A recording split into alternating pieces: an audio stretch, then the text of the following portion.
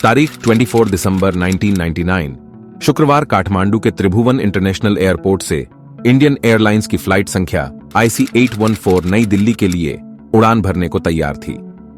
Flying commander captain देवी शरण उनके साथ थे, फ्लाइट इंजीनियर अनिल जागिया और को पायलट राजेंद्र कुमार। शाम करीब 5 बजे जैसे ही इंडियन एयर स्पेस में दाखिल हुआ, 5 हथियारबंद आतंकवादियों ने 178 पैसेंजरों के साथ इंडियन एयरलाइंस के प्लेन को हाईजैक कर लिया।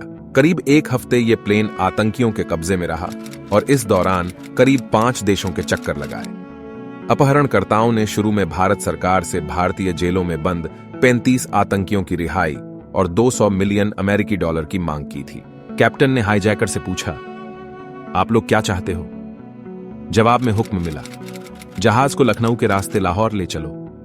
कैप्टन ने समझाने की कोशिश की, बताया कि प्लेन में लाहौर तक का तेल नहीं है, जहाज को उड़ा देने की धमकी। कैप्टन के पास प्लेन का रुख लाहौर की तरफ मोड़ने के सिवा कोई रास्ता नहीं था, लेकिन लाहौर की तरफ से साफ कह दिया गया कि आप पाकिस्तान एयरस्पेस में नहीं घुस सकते।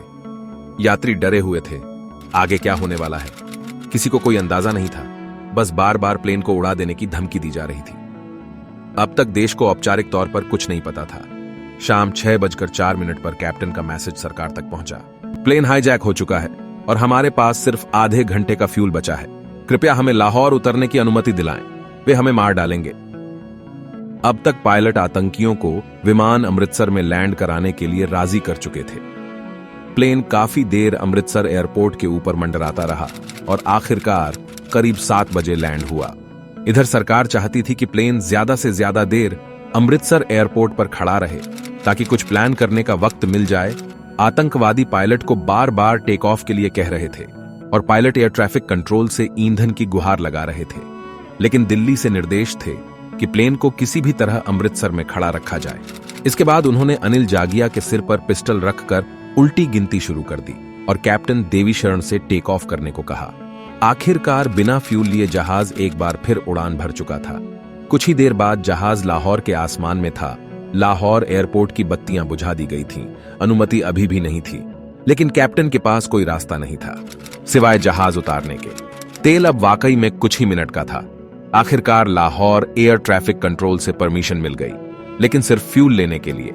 रात 10:30 बजे जहाज को दोबारा टेक ऑफ करना पड़ा। जहाज में 25 साल के रुपन कात्याल थे, अपनी पत्नी रचना सहगल के साथ हनीमून से वापस दिल्ली लौट रहे थे। प्लेन हाईजैक होने के कुछ ही घंटे बाद उन्हें चाकुओं के वार करके मार दिया गया, सिर्फ इसलिए कि उन्होंने बाथरूम जाने की परमिशन मांगी थी। आखिरकार 25 दिसंबर की सुबह करीब 3 बजे विमान दुबई में लैंड हुआ। यहां ईंधन भरे जाने के एवज में 26 यात्रियों को रिहा करने पर समझौता हुआ। साथ में रुपन कात्याल का पार्थिव शरीर भी दुबई में उतारा गया। इसके बाद विमान ने अफगानिस्तान में काबुल की तरफ उड़ान भरी, लेकिन काबुल एयरपोर्ट की तरफ से विमान को कंधार ले जाने को कहा गया। 26 दिसंबर की ही सुबह करीब 8 बजे विमान कंधार हवाई अड्डे पर लैंड कर चुका था। कंधार से IB के मुखिया अजीत डोवाल का फोन था, सर कुछ जल्दी कीजिए, इनका सब्र का बांध टूट रहा है। 28 दिसंबर को डील लगभग हो गई। 36 के बजाय 3 आतंकवादियों को छोड़ने का फैसला हुआ था। तारीख थी 31 दिसंबर। अपहरणकर्ताओं ने हाथ और खुशी के इशारे से यात्रियों को भी बता दिया कि वो कामयाब हुए हैं। इस सूचना के बाद यात्रियों के चेहरे वापस जिंदा लगने लगे थे। कुछ देर बाद एक एक करके विमान से यात्रियों को उतारना शुरू कर दिया गया। किसी को भयंकर चोटें थीं, कोई खून से लथपथ था तो कोई लगातार कई दिनों से भूखा था, लेकिन गनीमत थी कि लोग अब पूरी तरह जिंदा थे। जिसके बाद यात्री भारत पहुंचे थे।